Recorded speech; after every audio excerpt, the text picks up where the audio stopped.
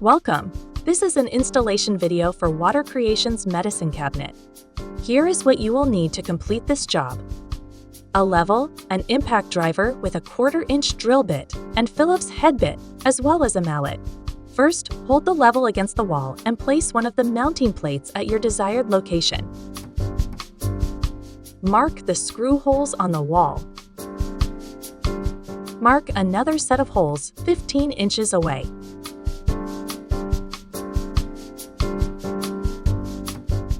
Using the 1/4-inch drill bit to drill on marked locations. Insert wall anchors into holes and tap them in with the mallet.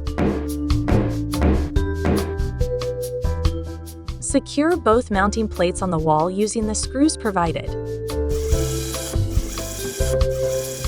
Finally, using the 2 hooks on the back of the cabinet, mount the cabinet onto the mounting plates on the wall.